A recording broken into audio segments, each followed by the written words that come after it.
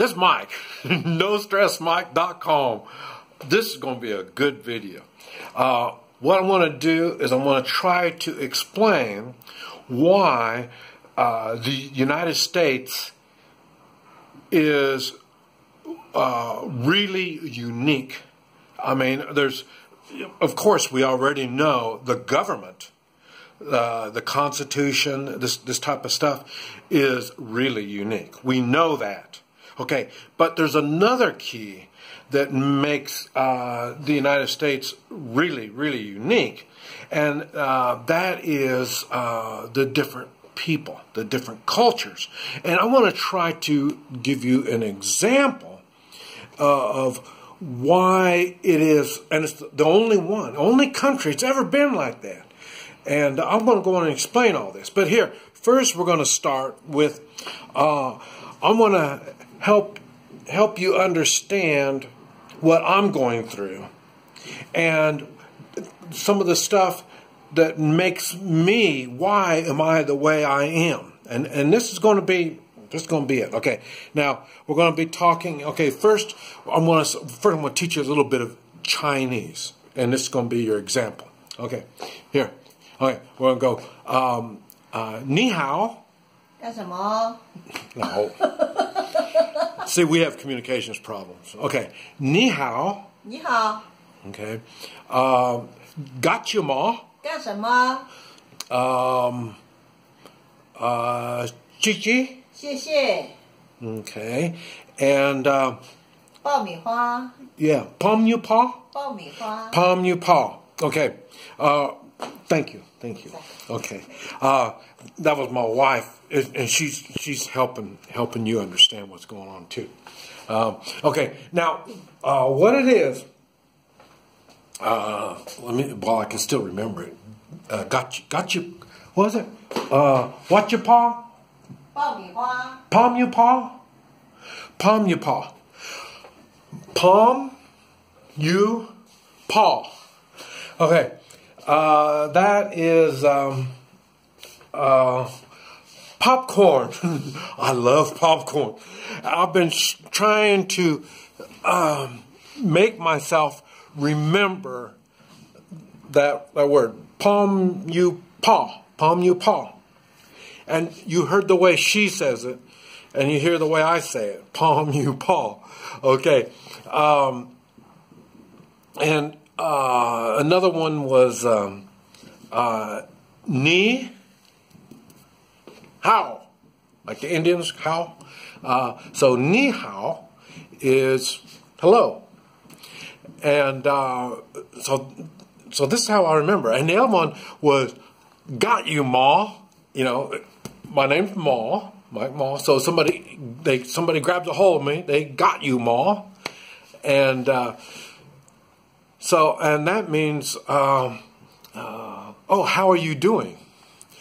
And when she says it, you could hear the difference when she says it and when I say it.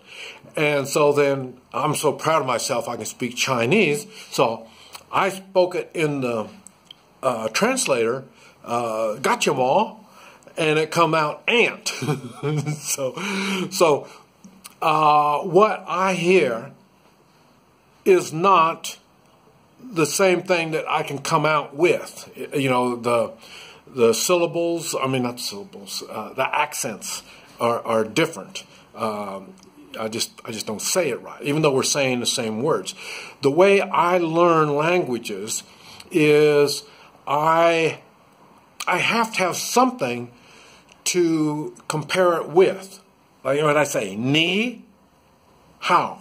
Okay, now all I have to do is remember that means hello. You know, so but I had to for me to take some words out of nowhere and that's supposed to have a meaning, I can't, it just doesn't figure out. Now, what does that have to do with the United States being so unique? Okay, now, this is why I want to, this is the whole thing, this is why it clicked in my mind when she's, you know, we're trying to teach each other. I'm trying to teach her English, she's trying to teach me Chinese. She doesn't read the letters, she reads symbols. So you can get the letters and you can kind of sound out what it is that you're trying to say. It might come out goofy, but you can kind of get close to it. But when you have symbols, and you have to remember the symbol is the word. Well, there's no way I'm going to remember that. And she doesn't even know what the letters are. So she can't remember, she can't read anything. If I show her Peking, where it's written Peking, she doesn't know what it says. When it says China, she doesn't know what that says either. Talking about that, China is not even the name of China. I'm not even going to go into that. But that's the letters is China. The word China, using the symbols, it doesn't even come close to the same word. So, but anyway, what does that have to do with United States being so unique? Okay. Now,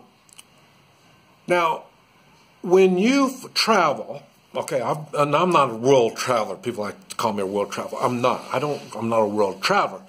Now, I'm more of an expat. I don't remember what that stands for, but anyway, I live in different countries.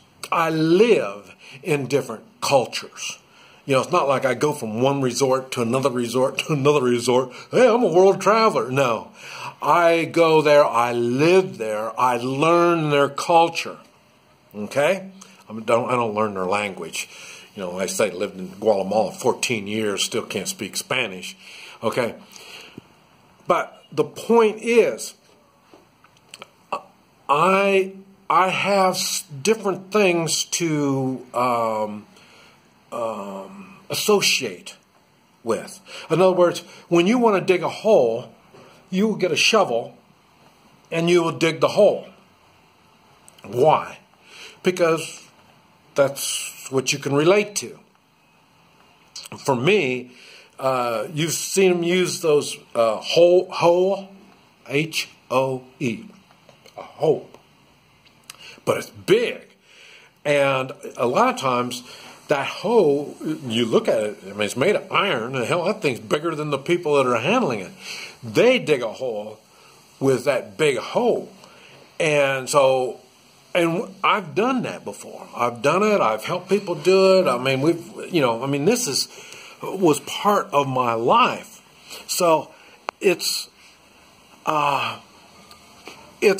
something that I've done. So, I've got more to relate to on digging a hole. I know more than one way to dig a hole.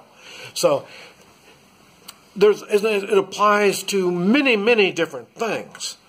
And so, in other words, I've got more experiences in the same experience, but done in different ways.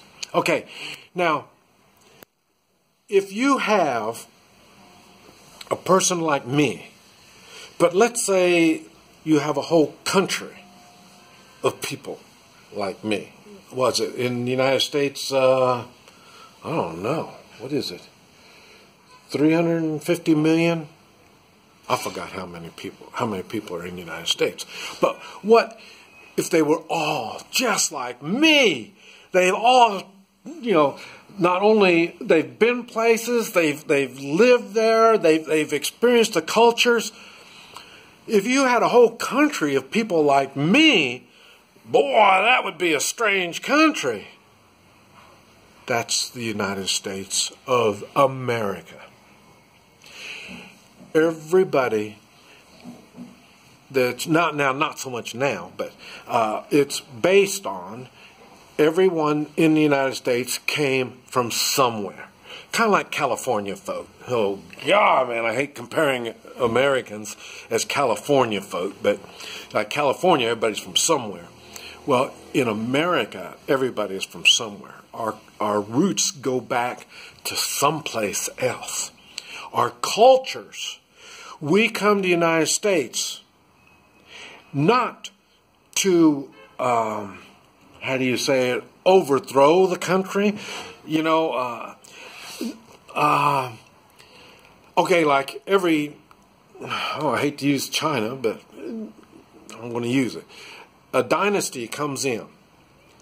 And the dynasty stays for hundreds of years.